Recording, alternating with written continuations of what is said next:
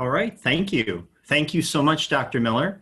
Thank you for your leadership and for having me here today, as well as thank you to the staff of the Multidiscipline Center for hosting and for giving me this opportunity. I'm excited to speak with you today, and I'm speaking you here from the campus, the beautiful campus of the Graduate School here in Fort Lauderdale, Florida. We're having a beautiful day. It's a great day for a webinar, as Dr. Miller says, and I think it is. So I appreciate you watching and being here with us. I'd like to tell you a little bit about the program today and what I'm going to talk about today. This is about powerful teaching techniques for engaging learning, engaging students. I want to tell you a little bit about my background, so maybe you'll know a little bit about where I come from. I am a professor here at Kaiser University. I've been here for 10 years, and I work with graduate programs in education, master's, PhD, instructional technology, allied health, any variety, career college education. We have a variety of programs here, and I work with all of them. I'm the chair for all the programs. We have just over 200 students in all of our programs, so we're very excited about that. But I like to say that this is my second career. My first career was somewhere else. It was not doing this. It was not being a professor. I have been a lifelong teacher, I will tell you that, and I will be drawing extensively, certainly on what I do today, but what I do today and what I have done draws extensively on what I have done in the past. One of the things, and you know, I just want to hit a few highlights here that may be very relevant, I guess, to the context and the perspective that I bring to this topic. One of the things is that I'm a farmer. I come from a farm background. I made my way, the first 20 years of my life living on a farm. My degrees are in ag education, and so agriculture, agribusiness, caring for animals, and using that as a means by which you make a living and move forward in life. That was my first lesson, the first thing I did. And the bottom line is, if you know anything about learning and living on a farm, what that is all about is experiential learning. From a very young age, I learned how to do things by doing them. And so that is a philosophy that I bring right here to the graduate school and today to you in the seminar. Another thing that is very important to me is I spent 25 years after graduate school in the student affairs profession. I ran residence halls, I managed student activities. I was a Greek advisor for almost 20 years to fraternities and sororities. I was involved in thousands of student organization activities and managed their events and handled risk management. So the point of that is a process by which you teach outside the classroom. Okay, there just aren't any classrooms for doing that. The classroom is the campus, and life is the campus. And so I bring to you also the notion that engagement and empowerment of learning has to be thoughtful of the context, of the location, and that student engagement in that process is important. I mean, that is really the classroom. At least it's the one that I come from. And so, thus that works quite well since I'm in a virtual university now where our classroom is virtual. And so I guess today the world is still my classroom. And finally, I wanted to mention that my doctorate is in adult learning and technology. And so I bring a lot of things to this discussion that come from my philosophies of adult learning.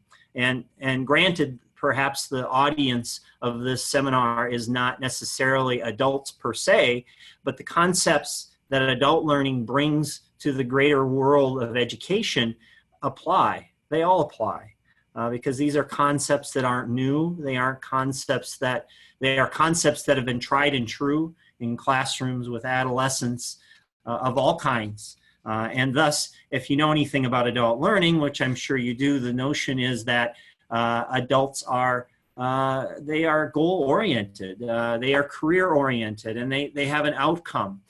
They want to be engaged in their outcome. And granted, we might say that some adolescents don't really want that. Maybe they don't really know what they want, and that's part of being an adolescent.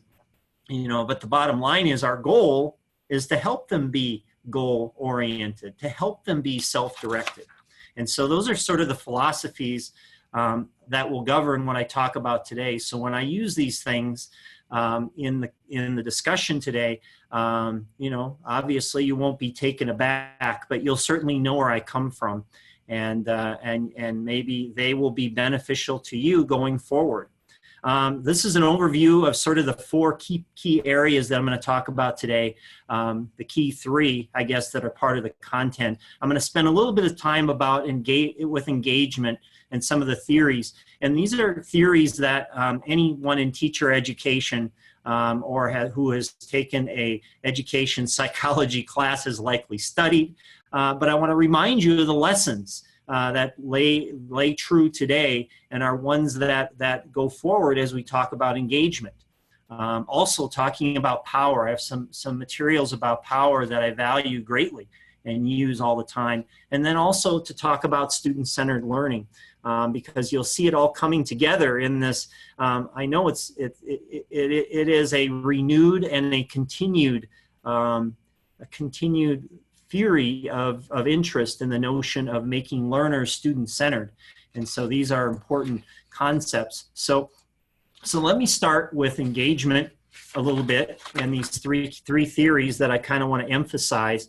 One of the things that I wanted to mention before I get started is that just understand that in my job, I am over programs of education, all different kinds of programs with sort of a foundational center that they all work from. I have 12 faculty that work for me, work with me.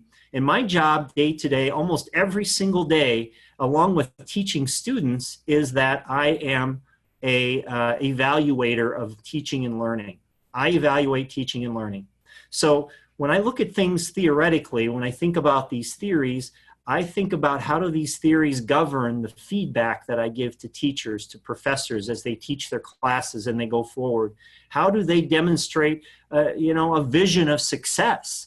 And you sort of, and honestly, it may seem silly. It probably was silly to me when I was 20 some years old and learning some of these things. But the bottom line is today I use them every day. And you use them every day in your process of teaching learners, in your process of managing a classroom. You use them every day. You may not think about it, but you use them. And what I want for you to do is to evaluate your work and perhaps the work of colleagues using some of these notions. All right, the first one I want to talk about is a classic, B.F. Skinner and operant conditioning. Learning, of Skinner noted that learning is a change of overt behaviors. So how do we change behaviors? Well, we provide a stimulus for a positive response, and that response to that stimulus, if it results in a good behavior, we reinforce it. And perhaps if it's a bad behavior, we don't reinforce it, or we reinforce negatively. But the key here is reinforcement, okay? That is the key term that I want us to learn because it has an important aspect or element to engagement. So in current practice right now, we use the question and answer format. Maybe we call it the Socratic dialogue, or really it's just the interaction we use to challenge. Okay, isn't that operant conditioning? Absolutely it is. So we ask someone a question, they answer it positively, we ask them another one, we give them feedback. Okay, provides immediate feedback and reinforcement, and we arrange questions and assignments and curriculum to follow that. So good performance results in positive feedback and praise. And probably the greatest operant feedback is operant conditioning is grades and scores. Even in graduate school, we look at grades and scores for certain. So, one of the things I want you to think about is how does operant conditioning, how do you use that every day? And how do you use it successfully? As you think about these things and write some notes, just think about how, you positively use it? And are there ways in which perhaps it's negatively applied in the classroom? Maybe it's overused. Maybe it's applied to the wrong behaviors. Maybe it reinforces behaviors that we don't want to enforce as part of our classroom, okay? So that's engagement from the standpoint of operant conditioning. And then also William Glasser did an excellent theory. This was from the 90s, I believe, when he talked about choice theory. All behavior is chosen, okay? So when you think about it, there are these satisfying needs, and certainly power, which we're going to talk about today. So you can see, in order to get to power, freedom, and fun and learning, you have to have those basic skills of survivalism and love and behavior, and love and belonging. So, you know, the one thing that choice theory emphasizes is that love and belonging is a priority. And obviously survival and safety and security, huge context of our discussion today as we talk about safety and security. But today, as we talk about engagement, love and belonging is a high priority for promoting engagement. So again, Glasser gives us that. And the notion here is, how do we develop these positive relationships with students? How do we provide relevant learning experiences that help them demonstrate mastery and success? Well, we do that by providing a place of belonging, a place that's safe, a place that emphasizes their growth and their progression in a safe environment. We provide competence and connections to power and help them to satisfy these needs. And that's how we achieve freedom in the classroom. So, you know, that is the important element is those relationships and that creation of love and belonging in the classroom. Very important. Also, when we talk about choice theory, we need to also discuss the application in our classroom. So I challenge you to do that. How do you do it? How do you do it productively? And what are those applications that you see day to day in your classroom? You know, one of the things that one of the examples I want to give, going back again to choice theory, one of the examples that I give is I work with a number of students who are getting their doctorates. These are advanced students, but one of my students who's she's doing her dissertation, she's done all the coursework, she has a learning disability. And she's had it, obviously, for some time. She's worked to deal with it. She's very competently has addressed it. But the one thing that I think has resulted from this disability is that she has socialization issues with other students. And one way in which she and I have learned to work together on her dissertation is that we have to talk every single week. Okay, I set this up with her because I found that if I didn't talk to her every week, she would lose direction. She would lose momentum. And so every single Wednesday night at 6:30, we have a talk. And we talk about her research, what she's doing, what she's going to do next. And the point of the matter here is that strategy alone of seeing her every single week at 6:30 on the phone, it's not in person, she calls me on the nose every single week. And the point of the matter is, and how this relates, is an example of choice theory. Because the point of the matter is, this girl, in order for her to move on and to complete her research, she needs that connection to me every single week. And she's done it for 52 weeks straight. At 6:30 on Wednesday, I expect the phone to ring because it's her. She's there. And every time she gets done with our conversation, she says to me, "Dr. Kientz, I'm so glad we had a chance to talk. You know, it might have been only 20 minutes. But the point of the matter is, she loves talking to me about her research." And that piece is an example of getting someone to engage in learning by purely using love and belonging and perhaps a little bit of operant conditioning, because she gets that reinforcement from me, from that weekly reinforcement of her research. And she's got about another year of work left, so I expect 52 more phone calls before we're at graduation. And so that's fine. I'm more than happy to do it. It's not hard. It works, and it works for her very well. So All right, let's move on and talk about the next one. The next of the three engagement theories I wanted to highlight is by Alfie Kahn, student-directed learning. We're going to talk about student-directed learning quite a bit, actually, at the end of this presentation, towards the end. And the notion of student-directed learning is the notion that you share power with the learners, okay? The classroom is flat.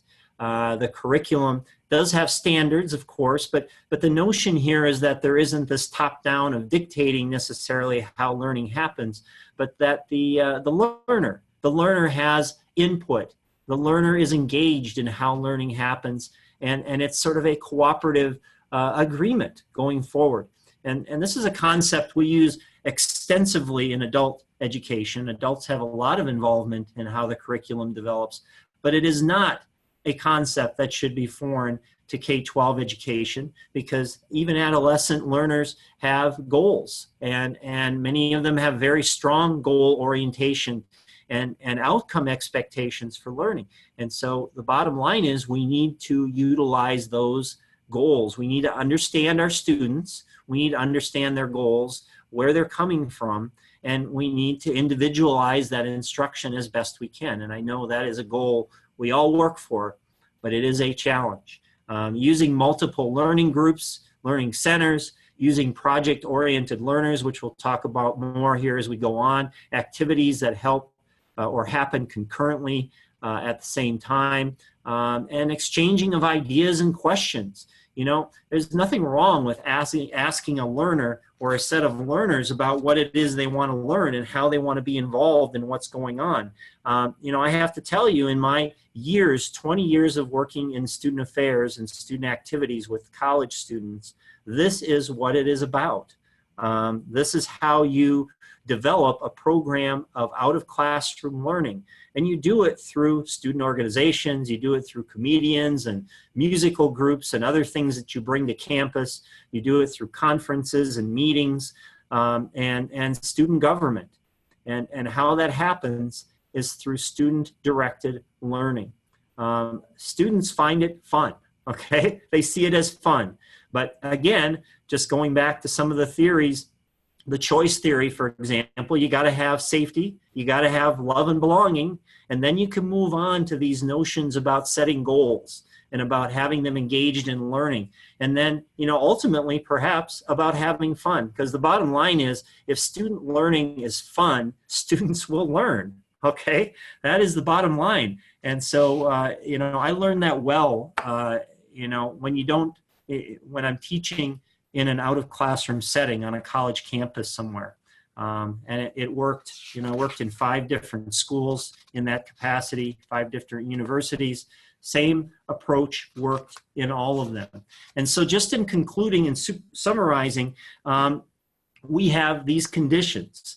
And these are sort of the key theories that I've already highlighted. You have recognition and reward, which is operant conditioning. You have love and belonging, you know, the foundation of choice theory and the foundation of learning, and how you create a pathway to learning being fun and being engaged. And then finally, you have cooperative learning. Cooperative learning being student-directed. Student is involved, the student sets the goals, the student's part of the process. All right, so think about how those things apply. Think about those 3 conditions. I'll back up one more thing here. Those 3 conditions of those theories and how they apply to your classroom and how you do in terms of making those a positive outcome every day in what you do. All right, so let's talk a little bit. I'm going to transition now. I'm going to talk about power. All right, I love talking about power. This is one of my favorite topics. And in fact, some of the concepts I'm getting here today come from one of my favorite authors, adult education author named Stephen Brookfield. Brookfield has been around for a lot of years. He is a self-directed learning expert. He is an expert on classroom instruction, on engaging learners. And this book he wrote from 2013 about critically reflective learning is powerful. It's a great book, and I've referenced it throughout, and I encourage you all to pick it up. One of the things that I do in my job, one of the privileges I have is that I am the chair of the Teaching and Learning Committee. And so I have all of the professors of the graduate school. There are 80-some professors in the graduate school in all different disciplines. And so it is my job to help them reflect on their teaching and learning, on their strategies, on these same concepts that I'm presenting to you now. And they are all outstanding people. They are strong writers. They are skilled researchers. They are very accomplished in their field. But one of the things that they have, well, perhaps one of the things that you have that they don't have is they, by and large, don't have degrees in teaching. Okay, and so, you know, that's not a problem necessarily. They have learned how to teach by the model of mentoring, by watching others, by interacting at conferences and looking at ways in which they can be better. And many of them are really outstanding classroom teachers. And some of them are struggling, and some of them struggle just like on any school in any situation. You know, but the bottom line is they realize that they have to be in this classroom with students, and that some of them realize perhaps I'm not as skilled at this as I might be at research and other things. And so what happens is they realize that they have power in other ways. So they utilize, maybe overutilize the power that they have as a professor, their influence, their sovereignty. And so that power, that overuse of power becomes a deficit. It's not something that's positive. It sometimes can become something that's negative. And that's not true of all professors. In fact, most of them are excellent teachers, but many of them need help. And as I see it, that's my job, is to help them realize that. And I think you all know, as teachers yourself, one of the things that teacher education does is it's not about so much about telling you what to do. So my strategy today is to not tell you what to do. My strategy today is to help you think about how you do things. I want you to think about the paradigms you have, the assumptions you make. I want to bring you back to that educational psychology class you took when at some point in your life that motivates what you do today, and you don't even really think about it and think about how it affects things. And so the bottom line here is power. Power is evident. Power is everybody has a certain amount of power in a classroom, but how we use it and how we use it ethically differs from person to person and class to class. All right? It is the ability to motivate thinking and learning towards a certain outcome. And the bottom line is that there are sometimes incorrect assumptions about students, or maybe incorrect assumptions about teaching that misdirect how that power is used. And so we'll sort of look at that a little bit and evaluate it. All right, let me show you a little graphic here. This is pretty simple. All right, continuum. All right, you can be anywhere on the continuum of power, and you might be in one end of the continuum one day at 1 minute, and the next minute or the next day you're in the other end of the continuum. Okay, it's not good or bad. Okay, it's just different. They're different ends of the continuum. And those of you who've been in the classroom know that the continuum of how you work with students really depends on the lesson, depends on the student, depends on, you know, the outcome, the goals. It might change class to class or day to day. But what I want you to realize is that the amount of power in the room is finite. Okay, it is finite, and there is a grab for that. There is a grab for power that is going on, and it's going on every day. And those teachers who are loose, if we start on the left side of the continuum over here, they share the power more readily. And perhaps they have more faith, maybe they have more control, maybe they utilize other influences, but the bottom line is they utilize strategies and techniques that bring the learner into the equation because they can. And then there's the other end of the continuum. Some days, and with some teachers, they have to be in control. They want to control how power is distributed and how it's used. So It varies from day to day, teacher to teacher. And just to look at what rigid and control looks like, here are a few explanations you can see, and I'm sure you could have figured this out from the simple model, that loose and rigid in terms of power, they vary considerably. Student experience might be considered greatly in someone who is utilizing the loose end of the continuum, where under rigid, the teacher might control the activities and their delivery extensively. Okay, so the bottom line is all of us have a certain amount of power, and how we disperse it comes down to what the situation is, what the context is, what the goals are. And we can choose, believe me or not, we can choose as instructors, as teachers, how we can exude power in different ways, and how we can use it positively. And I kind of want to give you 4 typologies, okay? I have 4 different kinds of power. And this is power that teachers exude typically. There might be more of them, but these are distinctions that Brookfield makes. So one of them is charismatic power. So we're all familiar with charismatic power. If you've watched any movie that involves a teacher or a school, think about Remember the Titans or Robin Williams and Dead Poets Society. These are charismatic teachers that are at the front of the room, standing on desks, pounding on walls, and exuding in an inspirational way the lessons of the day, challenging students to go on, and students rigorously follow their lead, and they achieve far beyond, exceptionally they achieve beyond perhaps what they could have been thought to have achieved normally. So the point of the matter is, this is what the media sees. Believe it or not, folks, this is what your community thinks you should be as a charismatic teacher, okay? Those people who don't understand teaching, the only example they have is the movies, or they have TV shows, or they have books that show these exceptional teachers and their charismatic use of power. Charismatic power is not something to achieve, but you will find, and you probably know of teachers at your school who use charismatic power and perhaps don't use it well, but they think they are charismatic and they use it as an all-powerful way to direct, to inspire. It's always something to achieve or to strive for, but it's not something we can all achieve. Another type of power is intimidation power. This is using mandates, edicts, requirements to direct how things are done. I have one professor that works in the graduate school. There's probably more, but I have one example in my mind.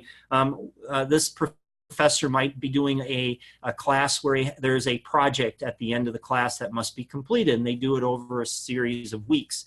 But that professor provides many rules, guidelines, directives, steps. Here's step 1, here's step 2, here's step 3, all the way down to step 52. You might get a 15-page synopsis of all of the steps you need to take each day in order to move forward and to get to the end, okay? In the view of this student, of this professor, he is guiding students to success. But the bottom line is what he's using is he's also using a lot of intimidation power, because the bottom line is if you don't do the project the way the professor dictated it to be done, okay, then it's not correct. Then you have to step back from item number 27 and start over again at 21 because you didn't do it right. And that is a very rigid manner of teaching. And the thing that this tells me about a professor who uses that kind of rigid power, or a teacher, is that they're not very comfortable with the content. They're using process and rules and mandates and requirements to compensate for the fact that perhaps they don't feel as comfortable or in control of the classroom, or perhaps in control of the content. It's a telltale sign of a weakness when you see that. So that's one thing, another type of power. Coercive power is a third one I want to talk about. Coercive power is not a bad thing. You might think of being coerced as something that's negative. It's really not. There's a lot of ways in which you would use coercive power. Sometimes we use it in a manner of addressing a topic or a concern that is not very comfortable to address. Maybe we're doing a lesson on social justice, or we're talking about race differences or things like that, where we have to really challenge people's assumptions. You know, in my world, using coercive power, it would be the teaching and learning curriculum, where we challenge teachers to look at how they teach. Okay, that takes coercive power, because, you know, the bottom line is most people don't really want to look at that every day. They will, but you got to coerce them a little bit. Another thing might be reflections on diversity, challenging students with alternative questions. You know, you might, as a teacher, have in mind an outcome that you're shooting for, but you don't want to tell students what the answer is, right? So you question them down that path of where the outcome might be. Isn't that coercive power? Yeah, absolutely it is. And that's using it in a positive way, but it's used, okay? It's power, and it's there, all right? And then finally, the last type of power is sovereign power. I want to talk about that a little bit. Sovereign power is basically a dictate, okay? It is something that is a requirement. It could be the state curriculum induced. It could be power that a superintendent, a principal gives to a teacher to control a classroom. There are certain requirements that are there. And sovereign power also can have an enormous effect on a classroom. Like for, well, not a classroom, but really kind of any meeting. You know, for an example, could be that perhaps there's a corporate training activity that's going on, or maybe you're sitting in a room, in a conference room at a teacher in service. Okay, you don't really want to be there. You're there, and you sort of ask questions, and you say things, and you involve yourself in discussions, because you know the superintendent's watching, you know that the principal is there, and that your involvement in saying the right things is important. The reason you're doing that is because there is sovereign power over you, okay? That being that you want to keep your job, and that someone else perhaps is dictating the outcome here. And by the way, sovereign power is used in the classroom all the time. You know, sovereign power, teachers, well, professors at a graduate school, in my example, have control over your grades. Okay, so that's a sovereign power. No one controls the grade other than the teacher. And the bottom line is, you know, students worry all the time. You know, I'm going to get a bad grade because I'm not. This teacher just doesn't like me, this professor doesn't like me, or I don't like this professor, I'm going to get a bad grade. That is fear of sovereign power. That's a great example. So think about that in your own classroom. Think about these four power types and how they play themselves out. And I gave you some examples of how they might look. Charismatic power is the movie teachers, intimidation power, overdone details, coercive power, could be positive or negative, but essentially you're coercing learning. And then there's sovereign power that is given by the authority. So I want you to think about this question, what are examples of teachers executing these powers in the classroom? I gave you many. I don't think we have to talk about them here today because I've given you many examples, but you can think about it in your own world. And that's sort of a build up to the next part, which is students and power. Okay? Students do have power, believe it or not. They may not think they have power, but they do. They have a lot of power. Just think about this. I mean, every single teacher has been standing there in the front of a room and asks a question of a group, and no one says anything. They all just sit there, and you're like sitting there going, anyone got an answer? No one responds. Those are students exerting power. Another example is, if you've noticed when you don't have assigned seating, this even happens with professors, by the way, you go into a room and everybody goes to the back of the room. They all sit in the back because they don't want to be in the front. They think they're going to get picked on. Okay, you know what that is? That's the learner or the student exerting power by not sitting in the front. They're challenging you to reach them from across the room. They're putting space between you and them. And they're challenging you to come and get me, make me learn. Come on, you can do it. You know, and actually Brookfield uses an example of this in his book. You know, he talks about moving the classroom. You know, his response, which we've all done. I've done it myself. You walk to the back of the classroom with your notes, and you conduct class from the back so that the back becomes the front.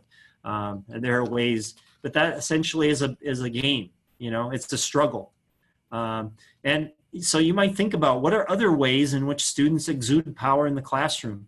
Now, I've done this presentation of power to hundreds of teachers, hundreds of instructors and professors. And I always ask them, you know, what are examples of students exuding their power in your classroom? And I get some great answers. Let me tell you, check some of these out. These are ones that that people in different sessions have told me about, and I think it's kind of the top 10 list. I don't know if there's 10 or 9 here, but they are some good ones. Writing everything they know on the paper. Yeah, I love that one. You know, the assignment is for them to write a 7-page paper, and in that, and when they turn it in, they give you 12 because they wrote down everything there is to know about the topic rather than using critical thinking to evaluate what's best. Not responding, I already mentioned that one. We're responding too often. We all have dominators in our classes, right? We all have dominators. Yes, dominators are exuding power. Also, frequent family or medical issues. Now again, you know, people have medical issues, okay? I'm not saying that they shouldn't, nor do I think that's inappropriate, but we all know of teachers, or I'm sorry, we all know of students who you know, whatever, have multiple issues all the time that are family oriented that may or may not be true, or it might be an excuse. You don't really know. You don't know, so you have to deal with it. Sleeping, flirting or complimenting the teacher constantly. That's also a way of exuding power. Being unavailable for a group, seeking extensions constantly, or being on the phone. These are all sort of the top 10 list. You can probably come up with 10 more, but the bottom line is that you need to remember here is students are exuding power. And why are they exuding power? Why are they trying to have control of the classroom? They are fighting with you as the teacher, as the instructor, for control. Remember, I said there's a limited amount of power in the classroom. It's limited, and there's a struggle. There's a fight going on. And so when I start talking about these notions of love and belonging, these notions of reward and response, these notions of student-directed learning and goal setting, you know, why do we go down that path? It's because they undermine the grappling for power that goes on in every classroom, okay? If this is going on in your classroom constantly, you really have to ask yourself, am I giving students what they want? Why are they going to this extent in order to fight or challenge or grapple for or grab as much control as they can? Why are they doing that? I don't know. That's a good question. It's the thing to ask yourself. Brookfield, he wants you to really understand that this model I've given you of power is not as simple as it looks, okay? Because empowering students is not about giving students to the learner. It's, you know, I've had teachers say to me all the time, oh, you want me to empower my students? I give them control all the time. I let them do what they want to do, but they still don't do it. The point of the matter is you can't give it to somebody, okay? Empowering a learner is understanding how students experience learning. So it's understanding the students. It's listening, it's watching, it's observing, it's evaluating. And then it's helping them to engage in ways that advance their goals, okay? Engaging them in ways to advance their goals. That is the fundamental idea here. So, you know, I would note that we make judgments all the time as instructors and as teachers. We make value judgments all the time, okay? And when we share the learning space, when we share power with students, we sometimes have to put on our thinking cap, and we have to make judgments. We have to decide, you know, a student chose a lesson or an activity or chose something that maybe is offensive to other people in the class, or maybe they did something on white supremacy and that's what they want to present in class. And you have to ask yourself, is their lesson consistent with where I want to go? I make these value judgments all the time with the power that students have. I'll give you a great example. Almost every student researcher in our graduate school starts out their thesis or dissertation by trying to do a study that they can't do. Okay, they start out by talking about how they're going to change, you know, all of the, you know, school safety policies across the country through doing this study. I know they can't do it, and so I'll listen to them. I'll let them go down that path for a little while. I will listen and challenge and question and use my power, my coercive power. But the bottom line is I might have to invoke sovereign power at the end and say, look, you can't do this study. You need to graduate. Graduation is your goal. Here's how you can do that project, but you can do it in a way where you can achieve your goal, you can graduate, and then you can go on to changing the world once you have your degree.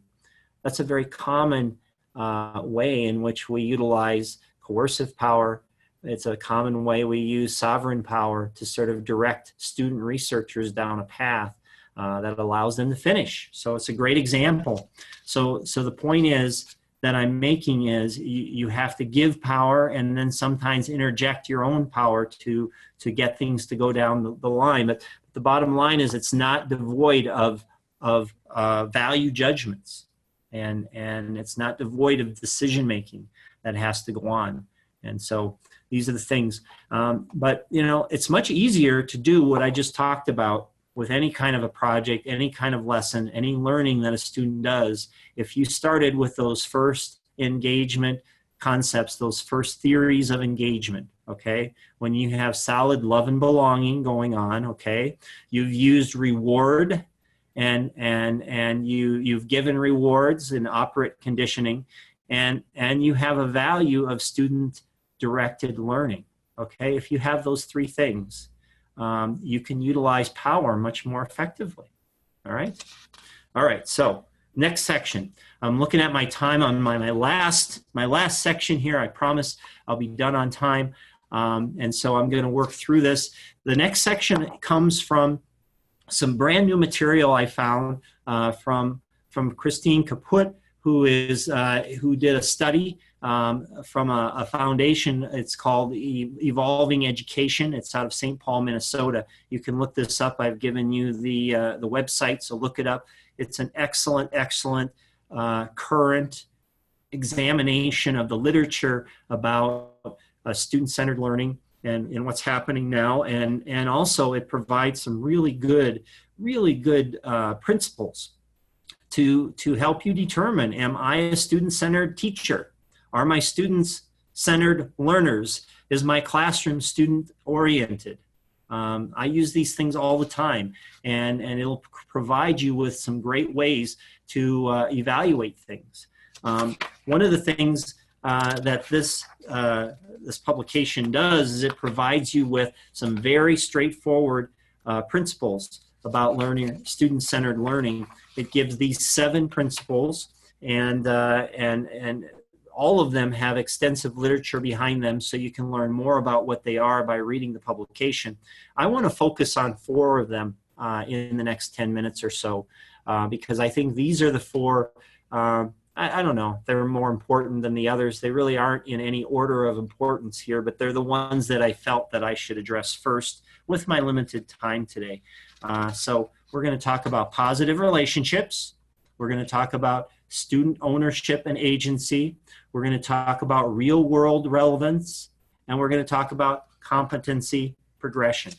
And, you know, the thing that I know from this is that you have heard all of this before, because I am certain you've heard about it if you're not doing these things already. But the point of the matter is these are strategies or principles that if they are put into play effectively, they are ones that will result in a powerful and a reflective and an engaging classroom and an engaging school. So that's why we're talking about them. So let's talk a little bit about positive relationships as it relates to student-centered learning. All right. Remember, organizations of a school dictate certain power structures. Okay. So let's add to this some of these different conditions. Teachers hold sovereign power. Students are to be evolved and shaped over time. And there's a strict adherence to a relationship structure, right? There's certain powers that are just ingrained in how a school is set up. There's an authority figure, there's a principal, there's a superintendent, the teachers have authority, and there's sort of a pecking order of things, okay? So there is that traditional structure that's there. And then the other thing is that we have to realize, and this is something that Brookfield tells us as well, is that schools, by their nature, are counter freedom, okay? They counter freedom. And so the point is, these structures and power that you have to follow as a teacher make it more difficult for you to want to share power with others, okay? It makes it difficult. You're not sure you want to trust. You're not sure you trust your learners enough. And by the way, when you consider the fact that whether a student learns and their success in the classroom has a lot to do with your success, your professional success, I mean, it's kind of risky, So you have to understand that the nature of how schools are set up is not to share freedom necessarily. So that's why this is somewhat of a challenge, and why you have to really think about it, because technically you're going to be driven down the path of the safe path where you don't take that risk. Okay, so positive relationships, we know, and this is just one of many studies. So if you look in the Kaput publication, you'll see this. There's students that are particularly low-income students. Many studies have shown that positive relationships with the teacher achieve academically and are more well-adjusted emotionally. I mean, we all know, and you all know in the schools that you teach at, that there are family structures that are struggling. There are communities that are in crisis, okay? And that makes for learners who are in crisis. But a positive relationship with a student, which is something you control, okay, is something that can have very positive outcomes, okay? And you see these things in all sorts of ways. Here are ways in which you'll see positive relationships, that principle play out. Academic and career guidance, you're going to see it in activities or advising of student activities, community service projects where students interact with community leaders, and even through co-curricular activities, which of course is my favorite thing. You know, out of classroom learning is all about doing so with positive relationships, establishing relationships, and then providing an advising structure that supports learning. Remember, choice theory, love and belonging is a foundational piece, and that is the center of this concept, this principle of student-centered learning, positive relationships. The second one I want to talk about briefly, student ownership and agency. Okay, what that means is that meaningful involvement of students in education increases academic achievement. So if students have ownership, they're going to be more motivated, they're going to make more effort, and they're going to be more engaged.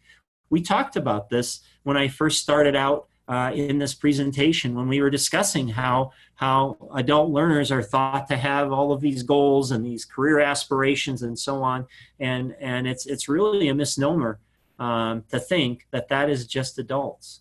Our adolescent learners also have goals, and tapping into those goals is the foundation of student-centered learning. And so you do things like project-based learning. You use presentations of what is learned, and you utilize the audience to provide feedback. You provide supportive teaching, you use supportive teaching, and you direct teachers in a manner that goes down this path. You involve teachers in that process.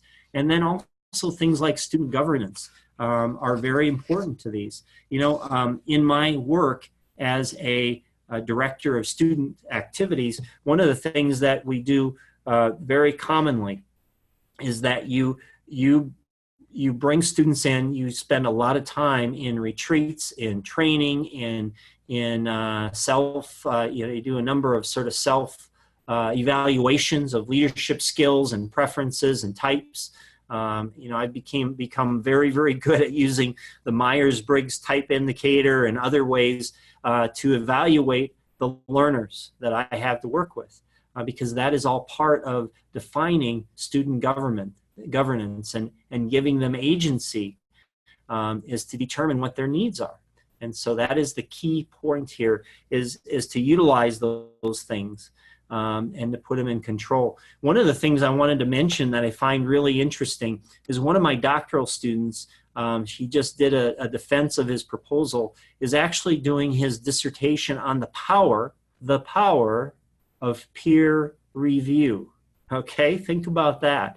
He is utilizing undergraduate students, traditional undergrad students in his study, and he is examining the power structures and utilizing game theory to some degree to evaluate how that structure of peer review of assignments and evaluation promotes critical thinking, and how it creates balance, and how it generates, or maybe doesn't generate a certain amount of ownership, agency, and engagement. So it's a very, very interesting study. I'm excited to see how it turns out. And so if you have interest in that, certainly get a hold of me. But it is a great example of a very innovative way to look at how you generate student agency for learning and how you bring them into the process. All right, real world relevance is the third one. And again, I'm looking at the clock, so I want to be done here on time, so I'll be very quick. Real world relevance is all about, of course, providing programs, curriculum, learning opportunities that are universally supported by a student's involvement in the workforce and in being successful in their career. I think this one is a given. Especially when you consider the fact that schools were sort of set up, way back in the colonial days. Why did they put together public schools? Public schools were developed in order to generate more knowledge, collective knowledge, to improve the quality of life, but to generate collective knowledge for communities to be built and for jobs to be fulfilled in a relevant way. And that's how public schools have been operating for 250, 300 years. So, let's be serious. These things are here. We just have to find ways to put them to work. And the bottom line is real world relevance has been in place for a long time. There's a lot of happening ways in which these things are happening. Makerspace is one that I thought was really interesting. Dr. Miller was telling me about school-based enterprises, really good examples. But some of these are relevant, real-world sorts of curriculum strategies that will entice a learner's goals and their inclination to be engaged. Okay, so that's another condition. All right, and then the final principle I want to talk about is competency-based learning. I know that you all know competency-based learning. You probably live it on a regular basis. The idea that you address the individual needs of a learner rather than the collective, but the individual. You look at them individually, you determine how you work a student through a certain set of competencies and reward their recognition and recognize their outcome, and then they move on to the next thing. And you use scaffolding and differentiated instruction because students learn at different rates and in different ways. And that competency-based learning, you're going to see it in a lot of different forms, portfolios or performance assessment. I mean, performance assessment, we've been talking about this for years. Everybody talks about how much they may dislike standardized testing, but we just can't possibly make a move educationally to this performance-based assessment necessarily in end-of-year assessment, but we can certainly use performance assessment in other ways. Also using diagnostic, formative, and summative assessment. You know, part of competency-based learning is knowing who your learners are, showing love and compassion for them, and then developing ways in which you can individually meet their needs. If you meet someone's individual needs, obviously they're going to be more engaged and more involved in the process of teaching and learning. All right, so to summarize, and here is my overview. These are some of the principles of powerful teaching, okay? You have to, according to Brookfield, look at a number of things. You've got to look at the power dynamics, which we did. I just told you about some of the power dynamics. We have to talk about supporting learner empowerment, and we do that through self-directed direction and through competency-based learning and some of these principles that we just got done talking about. You illuminate how power works. So how do I help students understand the power that they have? Well, you have to talk about it. And you have to help them understand that there are positive and sometimes negative ways in which power struggles affect teaching and learning. And you have to find ways in which you can counteract that struggle and making it more productive. And then you have to be transparent and open to critique. You know, obviously by watching this seminar today, you're willing to think about this in a different way. And perhaps you're willing to have your work critiqued or evaluated in other ways, okay? The key here is that, and I find this with my professors all the time, you know, that some of them get a little frustrated when I challenge them about how they're doing things. You know, they're like, oh, I've been doing this for years. I know what I'm doing, you know, and that's fine. But the bottom line is, in order to be a powerful teacher, you have to be willing to change. You have to be willing to do things better. And you have to constantly be willing to evaluate the foundations and the beliefs that we use to do our job every day. That is the basis of good teaching. So I guess on that note, I would be happy to hear your critique of my good teaching. Give me a call, send me an email, give me any questions you want. I'm more than happy to discuss these topics with you more. Look forward to hearing from you. Or if you have any questions about graduate programs and education, I'm here for you. And once again, I would love to have further discussions with you. But if not, I am very, very grateful of Dr. Miller and the staff of the Multidiscipline Center for bringing me here today and having me. And I look forward to further collaborations with you. So, Dr. Miller, take it away.